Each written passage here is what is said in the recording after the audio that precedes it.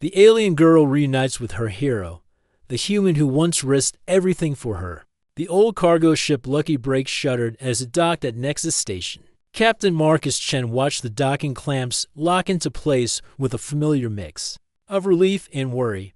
Relief because his ship had made it to port safely once again. Worry because he could hear the engine making strange noises that meant expensive repairs.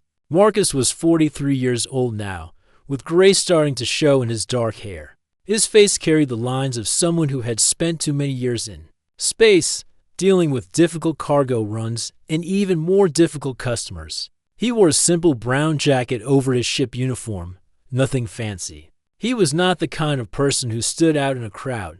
Nexus Station was huge, spinning slowly in space like a giant wheel. It was one of the most important places in this part of the galaxy. Ships from dozens of different worlds came here to trade, refuel, and make deals. The station had sections for every major species: humans, Zephyrians, Altarians, and many others. It was neutral ground, where even enemies could meet safely. Marcus walked through the busy corridors toward the repair bay.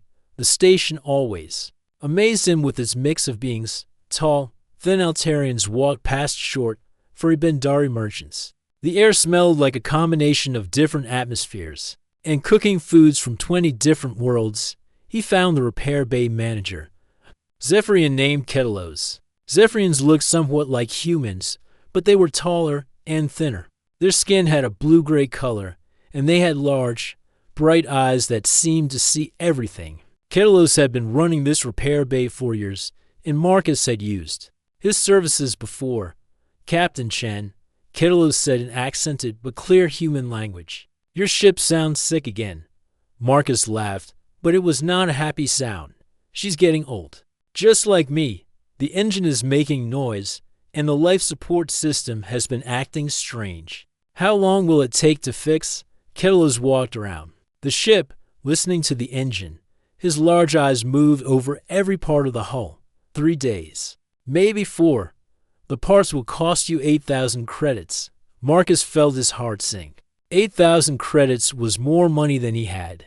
His last few cargo runs had not paid well, and he was already behind on his ship payments. Can you do it for 6,000? That's all I have right now? The Zephyrian mechanic thought for a moment. 6,000, but you pay half now, half when the work is done. Marcus was about to agree when he heard a voice behind him. Excuse me. Are you Captain Marcus Chen? He turned around and saw a Zephyrian woman standing near the entrance to the repair bay. She was wearing expensive-looking, dark blue robes with silver decorations. Her skin had a lighter blue-gray color than most Zephyrians, and there were distinctive silver markings around her large purple eyes. She looked important, like someone from the government or a big company. Yeah, that's me, Marcus said slowly. He wondered what someone who looked so important could want with him. Do I know you? The woman stepped closer, and Marcus could see her hands shaking slightly. She seemed nervous or excited about something.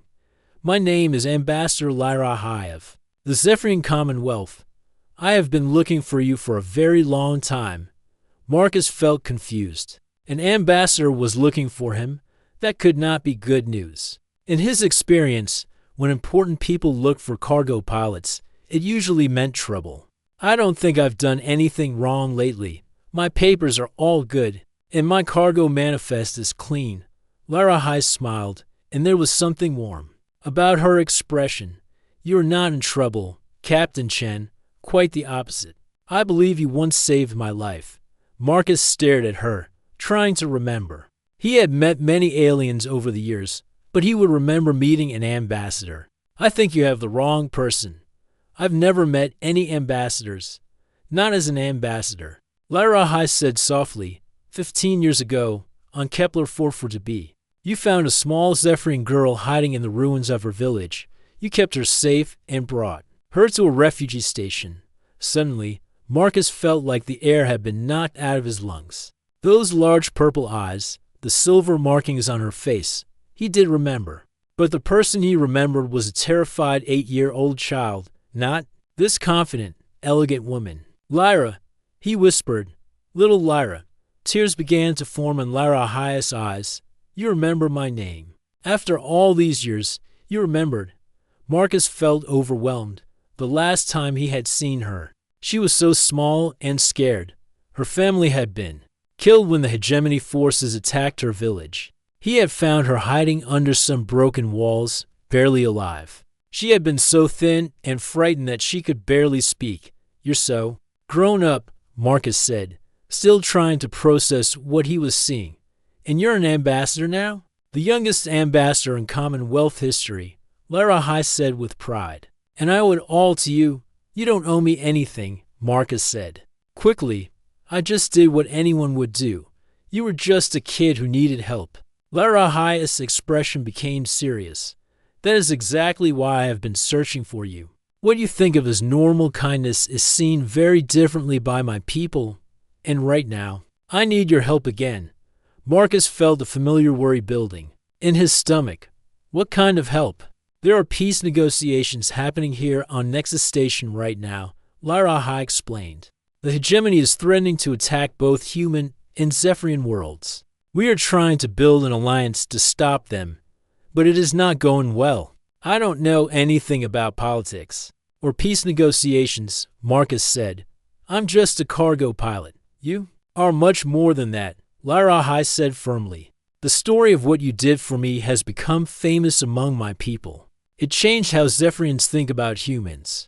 But the other species at these negotiations do not trust humans. They think you are just like every other aggressive species in the galaxy." Marcus looked around the repair bay, suddenly feeling very small. "And you think I can change their minds? I think you can show them who humans really are." Lara Hai said, "The negotiations are failing, Captain Chen, if we cannot reach an agreement. In the next few days, the hegemony will attack. Millions of people will die." Marcus felt the weight of her words. This was so much bigger than his broken engine or his money problems. But he also felt scared. He was not a hero or a diplomat. He was just a man who had once helped a frightened child. "I don't know if I'm the right person for this," Marcus said honestly. Lara Hai reached out and gently touched his arm. "You are exactly the right person. You always have been." In the distance, Marcus could hear the station's announcement system, calling for diplomatic delegates to report to the conference center.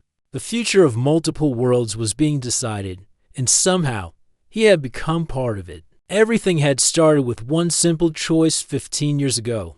Now, it seemed like he would have to make another choice that could change everything.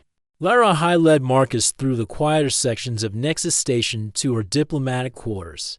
The rooms were large and comfortable, with soft lighting that reminded Marcus of sunset colors. Through the big windows, he could see stars and other ships moving slowly around the station. "Please, sit down," Lara Hai said, pointing to a comfortable chair. "I want to tell you something important. I want to tell you what really happened after you saved me, and why it matters so much now." Marcus sat down, still feeling confused about everything. "Lyra, I'm glad you're okay, and I'm proud of what you've become, but I still don't understand how helping one little girl could be important to peace." "Negotiations." Lara Hai sat across from him and closed her eyes for a moment. "Let me show you how I remember that day. Let me tell you the story that my people have been telling for 15 years. 15 years ago, Kepler-4 Marcus Chen was 28 years old then, and his hair was still completely black. He worked for Stellar Logistics, a big shipping company that paid well but gave him the most dangerous jobs. He was flying supply runs to refugee camps on planets where the hegemony forces were attacking. The hegemony was a group of aggressive alien species that wanted to control every planet. With valuable resources, they did not care about the people who already lived on those planets. They would attack without warning, take what they wanted, and leave destruction behind. Marcus had been making supply runs to Kepler-4 for 3 months. The planet was beautiful, with purple skies and silver trees that sparkled in the sunlight. The Zephyrian people had lived there peacefully for hundreds of years, farming and building small, pretty villages, but the planet had rare minerals that the hegemony wanted. Every week, the attacks got worse. On that terrible morning, Marcus was flying his cargo ship toward landing Zone 7. where he was supposed to deliver food and medical supplies to a refugee camp. His ship was smaller. Then, an old but reliable freighter called the Star Runner as he got closer to the planet's surface. He could see smoke rising from several places. Black smoke that meant fires and destruction. His radio started making noise with emergency signals. All civilian ships, stay away from landing zone 7, a military voice said over the radio. Hegemony forces have overrun the area. Repeat, stay away from landing zone 7. Marcus felt his heart beating faster. The refugee camp was at landing zone 7. There were thousands of people there, including many children. His cargo was full of medicine and food that those people needed desperately. His company's orders were clear. If there was any danger, he should return to the nearest safe base immediately. Losing cargo was bad, but losing a ship and pilot was much worse for business. But Marcus could not stop thinking about all those families. He had met some of them on previous supply runs. There was an old Zephyrian man who always helped unload the ships, and a group of children who would wave at him from behind the fence. Against all his training and orders, Marcus decided to land anyway. He chose a small clearing about 10 miles away from the main camp, hidden by the silver trees. Maybe he could at least save some of the supplies or help some people escape. When he landed and stepped outside his ship, the air smelled like smoke and something else, something terrible, that he tried not to think about. In the distance, he could hear explosions and the sound of hegemony war machines. Marcus grabbed his emergency backpack and started walking toward where the refugee camp used to be. The beautiful silver trees were broken and burned. The ground was covered with pieces of destroyed buildings and vehicles. It took him 2 hours to reach the camp. What he found there made him feel sick. The hegemony forces had destroyed everything. The temporary buildings were smashed flat. Supply containers were torn open and scattered everywhere. There were no people anywhere, no survivors, no bodies, nothing. It was like everyone had just disappeared. Marcus was about to turn back when he heard a very quiet sound. It was so soft that he almost missed it. It sounded like someone crying, but trying to be very quiet about it. He followed the sound to what used to be a small house on the edge of the camp. Most of the walls had fallen down, but part of the foundation was still there. The crying was coming from underneath a pile of broken metal and would dot very carefully. Marcus started moving the pieces of debris. His hands got cut and dirty, but he kept working. Finally, he saw a small space underneath, like a tiny cave made by accident when the building fell down. Inside that space was a little Zephyrian girl. She was so small and thin that Marcus thought she might be 5 or 6 years old. Her clothes were torn and dirty. Her large purple eyes were wide with terror, and the silver markings on her face were almost hidden by dust and tears. "Hey there," Marcus said softly, trying not to scare her more. "It's okay. I'm here to help." The little girl just stared at him.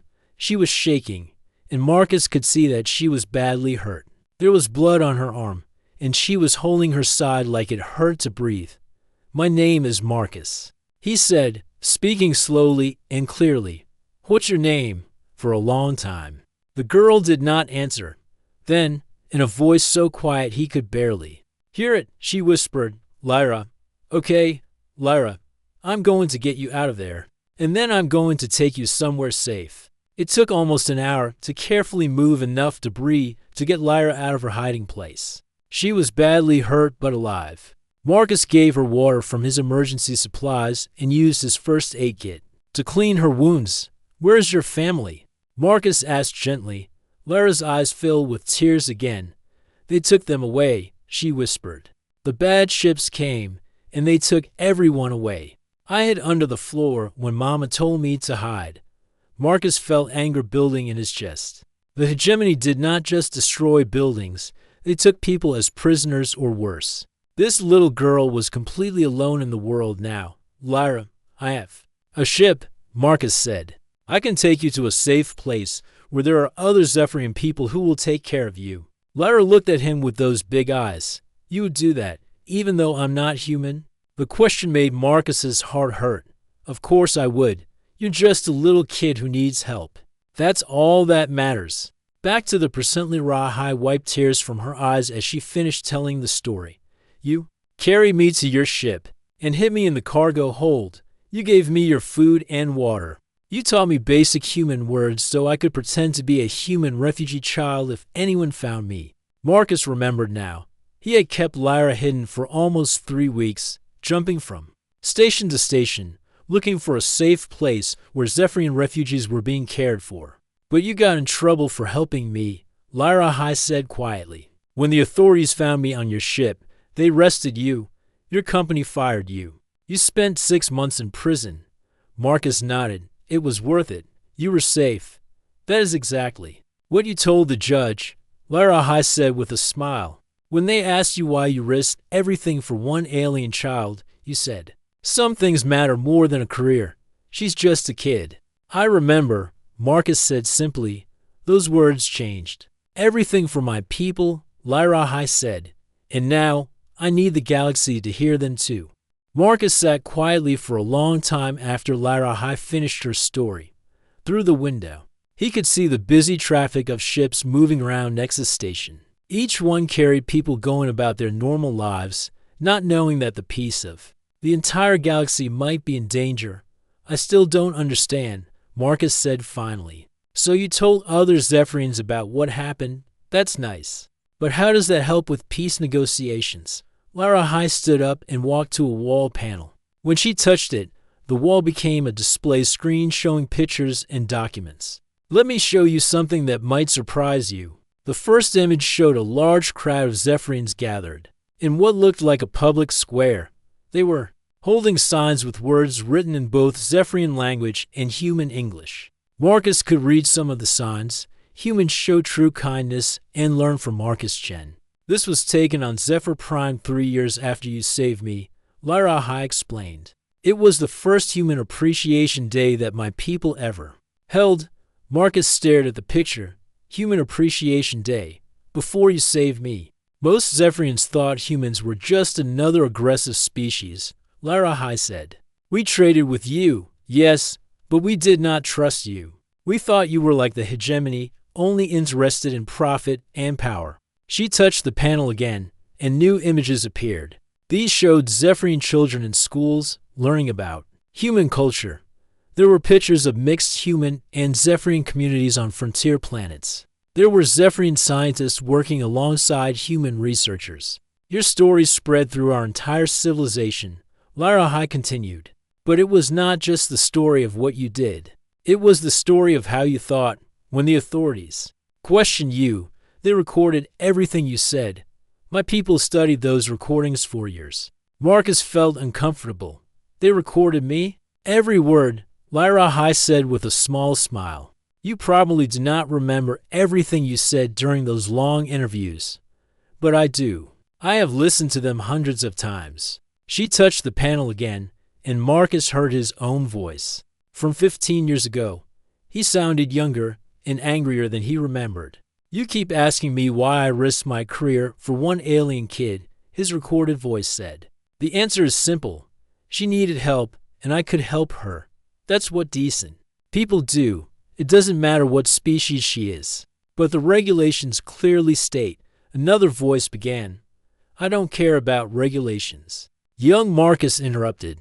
There are some things more important than following rules, like making sure a scared little girl doesn't die alone. Lyra stop the recording. Do you see? You were not just helping me. You were showing my people something they had never seen before. A human who put kindness before profit, compassion before career advancement. Marcus shook his head, but that's normal. Any decent person would have done the same thing. That is exactly what makes it so powerful, Lyra said excitedly. You keep saying any decent person or any human would do what you did. But most species in the galaxy do not think that way. Most species put their own survival and success first, always. She brought up new images on the screen. These showed documents with official seals and important-looking text. Your story became what our philosophers call the Marcus Doctrine, Lyra explained. It is the idea that humans have a special ability to care about others. even when it costs them something, even when those others are completely different from them. Marcus looked at the documents, trying to understand, and this became important.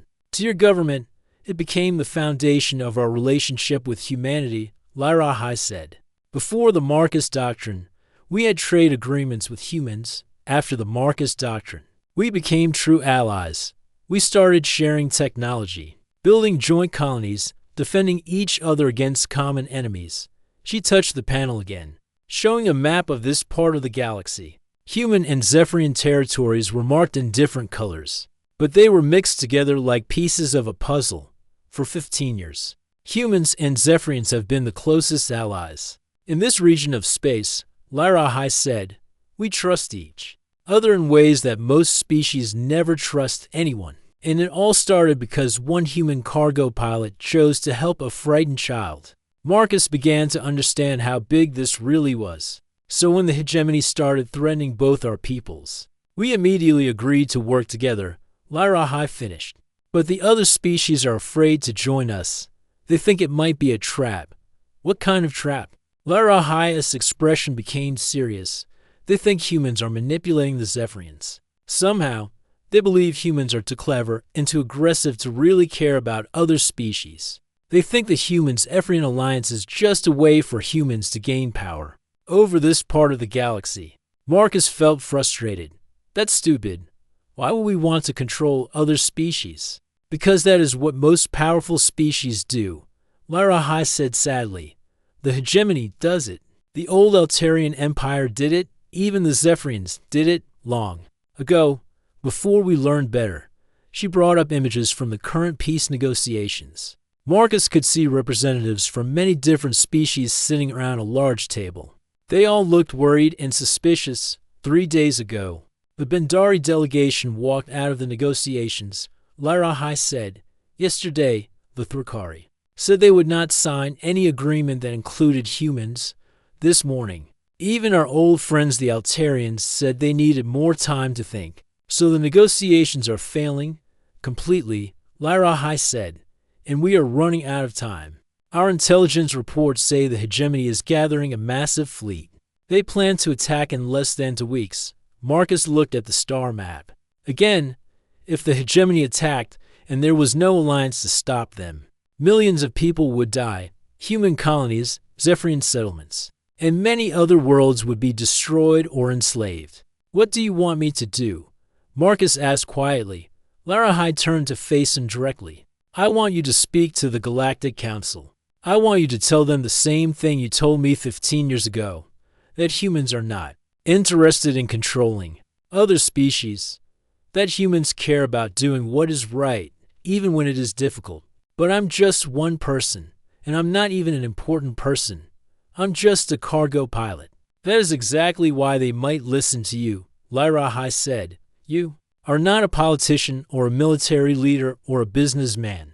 You are an ordinary human who made an extraordinary choice. If you can convince them that ordinary humans think the way you think, Marcus understood now, then they might believe that humans can be trusted. Yes, Sci-Fi said. The fate of billions of people depends on whether the other species decide to trust humanity, and that decision might depend on whether they trust you. Marcus walked to the window and looked out at the stars. Somewhere out there, the hegemony was preparing for war. Somewhere else, families were living normal lives, not knowing that everything might change very soon. 15 years ago, he had made a simple choice to help one frightened child. Now, that choice had grown into something much bigger than he had ever imagined. The ripples from his small act of kindness had spread across the galaxy. And now those same ripples might be the only thing that could save it. When do I need to give this speech? Marcus asked. Tomorrow morning, Sci-Fi said. The Galactic Council meets at dawn, station time. Marcus nodded slowly. He had less than 24 hours to prepare for the most important speech of his life. A speech that might determine whether the galaxy lived in peace or fell into war. I'll do it, he said simply, but I'm going to need help figuring out what to say. Sci-Fi smiled, and for a moment she looked like the little girl he had saved all those years ago. Do not worry about what to say, Marcus. Just tell them the truth. Tell them who humans really are. Marcus did not sleep well that night. He lay in the small guest room that Lyra High had arranged for him, staring at the ceiling and thinking about what he had agreed to do. Every time he closed his eyes, he imagined himself standing in front of the most powerful beings in the galaxy, trying to convince them that humans could be trusted.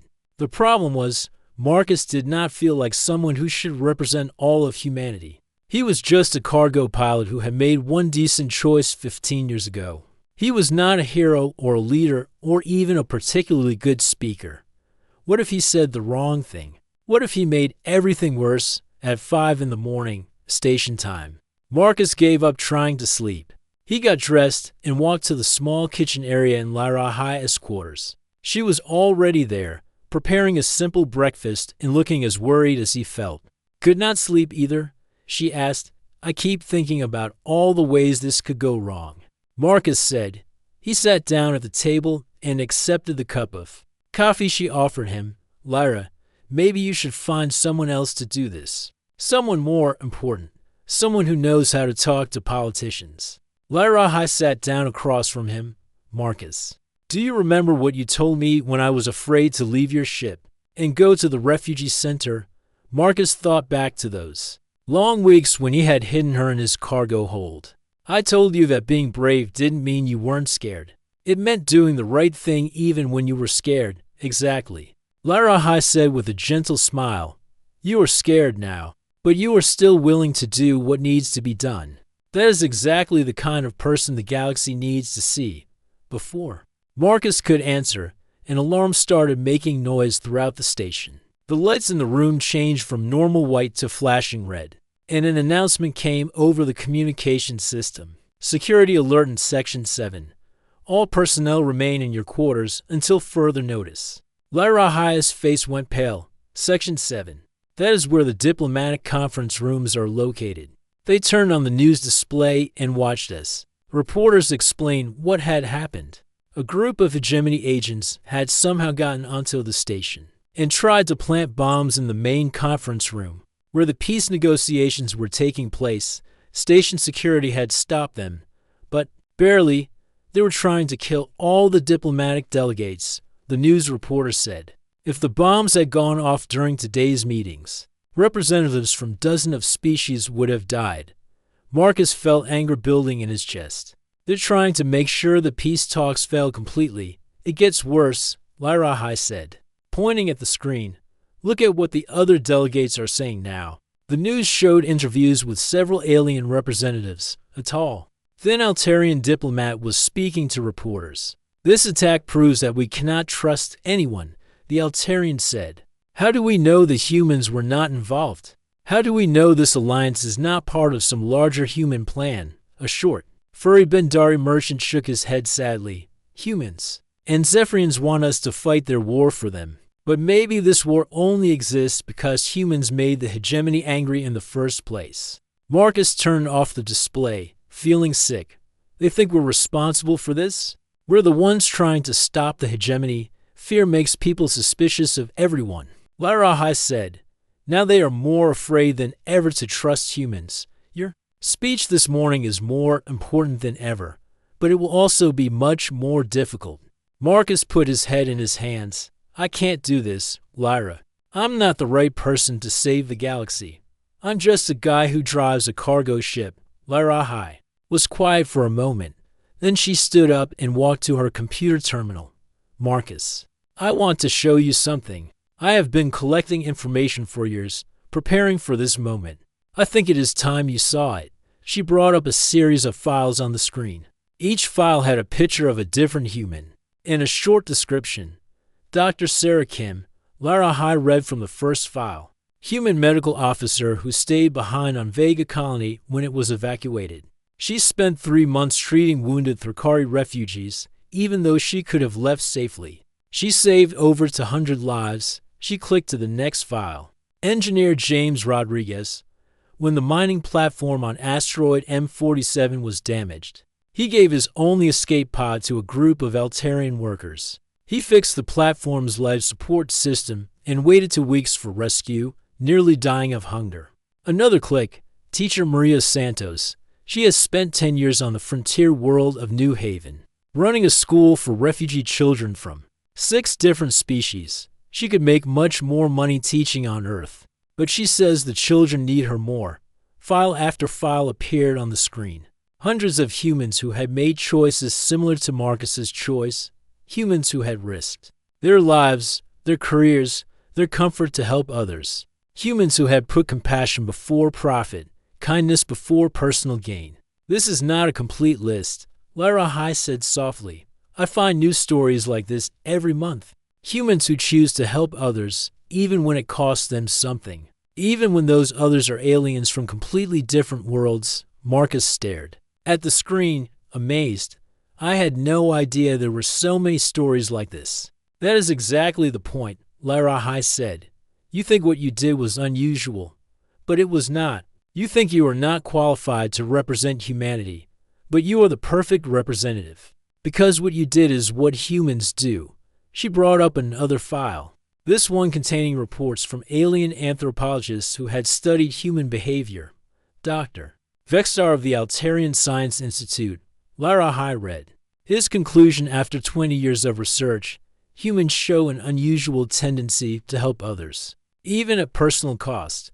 This behavior appears in approximately 87% of tested humans, compared to less than 30% in most other species. Marcus read more of the research reports. Study after study showed the same thing. Humans were different, not because they were smarter or stronger than other species, but because they cared about others in ways that most species found difficult to understand. The Bendari Trade Consortium did a study of business practices. Lyra High continued. They wanted to understand why human companies often made less profit than expected. They discovered that human businesses frequently give away products, reduce prices for struggling customers, or donate money to help communities. The Bendari called this economically irrational behavior. Marcus laughed despite his worry. I guess they never heard of charity. Exactly, Lyra High said. Charity, volunteer work, helping strangers. These are normal parts of human culture, but they are rare in the galaxy. Most species help their own families and tribes, but humans help anyone who needs help. Marcus began to understand what Lyra High was trying to show him. So when I helped you, you were not being a hero. Lyra High finished. You were being human. And that is exactly what the galaxy needs to understand. Marcus stood up and walked to the window. Outside, he could see the diplomatic ships of dozens of species docked at the station. In a few hours, the representatives would gather to decide the fate of billions of people. I'm still scared, Marcus said honestly. Good, Lyra High said. If you were not scared, I would be worried. But remember, you are not trying to convince them that you are special. You are trying to convince them that ordinary humans are special. That the human capacity for compassion is something the galaxy can depend on. Marcus turned back to face her. What if they don't believe me? Then we will face the hegemony alone, Lyra High said simply. But I think they will believe you. Because when you speak, you will not be speaking as Marcus Chen, the hero. You will be speaking as Marcus Chen, the human. And that will make all the difference. The morning alarm chimed throughout the station, signaling the start of a new day. In 3 hours, the Galactic Council would meet. In 3 hours, Marcus would have to stand before the most powerful beings in known space and convince them to trust humanity. But for the first time since this all began, Marcus felt ready. He was not a hero, and he did not need to be. He just needed to be human and to help others understand what that really meant, okay? Marcus said with new determination, let's go save the galaxy. The Galactic Council chamber was the largest room Marcus had ever seen. The ceiling was so high that it seemed to disappear into darkness above. Hundreds of seats were arranged in circular rows, each one designed for a different species. Some seats were small for beings like the Bendari, others were huge for the massive Corvan delegates. Marcus walked slowly to the center of the chamber, where a simple speaking platform waited for him. He wore his best clothes, a clean blue shirt and his least worn jacket, but he still felt underdressed among all the elegant diplomatic robes and formal uniforms around him. As he looked up at the assembled delegates, Marcus saw suspicious faces, worried expressions, and closed body language. The attempted bombing had made everyone more afraid and less trusting than before. Many seats were empty. Several delegations had already left the station, deciding that the negotiations were too dangerous. Larahai sat in the Zephyrian section, giving him an encouraging nod. Next to her, the Zephyrian Prime Minister looked nervous but hopeful. In the human section, Admiral Peterson from Earth Fleet sat stiffly, clearly worried about what the civilian cargo pilot might say to represent all of humanity. The Council Chairman, an ancient and wise-looking Altarian named Velter, called for silence. The Council recognizes Captain Marcus Chen of Earth. He has been granted permission to speak on behalf of the human species. Marcus stepped up to the microphone. For a moment, he felt overwhelmed by the weight of all those eyes watching him. The fate of billions of people depended on the next few minutes. Then he remembered what Larahai had told him. He did not need to be a hero. He just needed to be human. "My name is Marcus Chen," he began, his voice carrying clearly through the chamber's sound system. "I'm a cargo pilot. I haul freight between stations and colonies, trying to make an honest living. I'm not a diplomat or a politician or a military leader. I'm just an ordinary human." Some of the delegates looked confused. They had expected a formal speech full of political language and grand promises. 15 years ago, I found a little Zephyrian girl hiding in the ruins of her destroyed village. She was hurt and scared and completely alone. I helped her because she needed help. That's what you do when you see a child in trouble. Marcus looked directly at some of the delegates as he continued. "I know many of you think humans are dangerous. You think we're aggressive and untrustworthy, just like the hegemony forces that are threatening all of us right now. You think maybe we're trying to trick you into fighting our war for us." Murmurs spread through the chamber. Several delegates nodded, confirming that this was exactly what they thought. "I can't blame you for being suspicious," Marcus said. "There are aggressive species in the galaxy. There are species that conquer others for profit or power. But that's not who humans are." He paused, thinking about all the stories Larahai had shown him that morning. Last month, a human doctor named Sarah Kim died on Vega Colony. She could have evacuated safely when the hegemony attacked, but she stayed behind to treat wounded Thrakari refugees. She saved 100 lives before the building she was working in collapsed. Marcus saw some Thrakari delegates lean forward, listening more carefully. 2 years ago, a human engineer named James Rodriguez gave his escape pod to a group of Altarian miners. When their asteroid station was damaged, he nearly starved to death waiting for rescue. But all the Altarians survived. Now the Altarian section was paying attention to. There's a human teacher named Maria Santos who runs a school for refugee children on New Haven.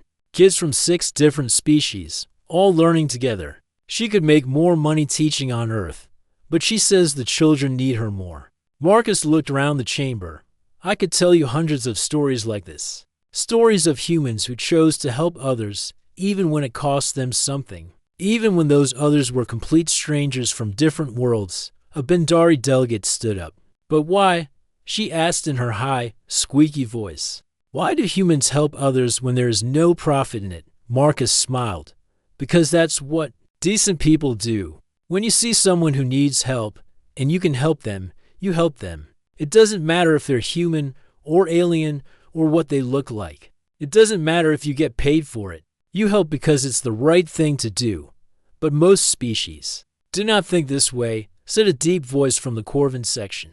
"Most species protect only their own families and tribes." "I know," Marcus said. "And maybe that's why the galaxy needs humans.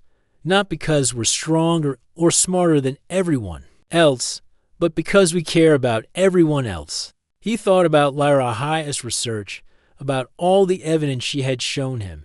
When the hegemony attacks your worlds, they won't care what species you are. They'll destroy anyone who has something they want. The only way to stop them is to work together.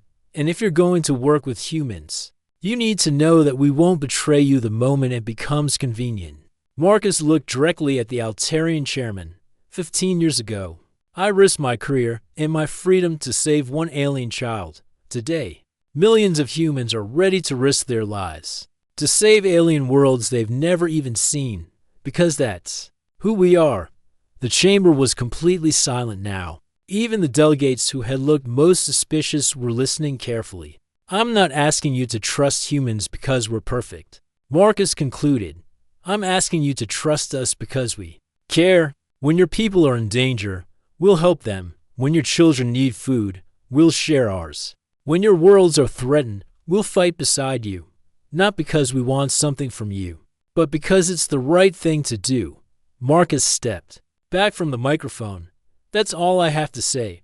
Thank you for listening." For a long moment, nobody spoke. Then, slowly, the Zephyrian Prime Minister stood up and began clapping. Lyra joined her, then other Zephyrians throughout their section.